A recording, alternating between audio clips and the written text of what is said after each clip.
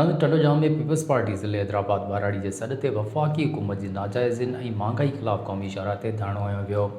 उन हवाले सां ॾिसूं था करीमदाद तईम जी ही रिपोर्ट।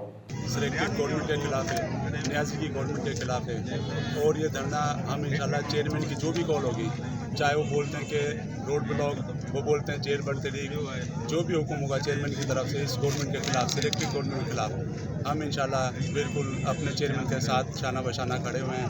और आज MC Tandojam district Hyderabad rural की तरफ से जो धरना दिया जा रहा है, इसके अंदर आपके सामने आप मीडिया की आँख दिखा सकती है, 2 से 4 घंटे हो चुके हैं, पूरा रोड ब्लॉक है, दोनों रोड ब्लॉक हैं और सिर्फ आवाम यही चाहती है कि न्याजी गवर्नमेंट से छुटकारा पाए।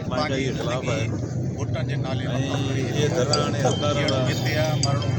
न्याजी गवर्नमेंट छुटकारो नथो हासिल असांजे चेयरमैन हाणे 17 तारीख़ वरी असांजो धरणो आहे। महंगाई चोटे ते थी आहे, हर हफ़्ते महंगाई थींदी वञे पई। 100 रुपया किलो तेल पीपल्स पार्टी दौर में मिलंदो, 45 रुपया खंड मिलंदी, हींअर 100 खंड जेका आहे 150 रुपया किलो, तेल जेको 450 रुपया किलो, मज़दूर कमाए 500 रुपया, छा उहो घरनि जो ख़र्च किथां हलाईंदो? माण्हू पंहिंजा बचनि सूधो ख़ुदकुशियूं पिया कनि। न्याज़ी जेको सिंध सां ज़ुल्म कयो वेठो आहे, तमामु घणी महांगाई, तमामु घणी बेरोज़गारी, असांजे पाणीअ जे हक़ ते धाड़ो हयो वियो आहे।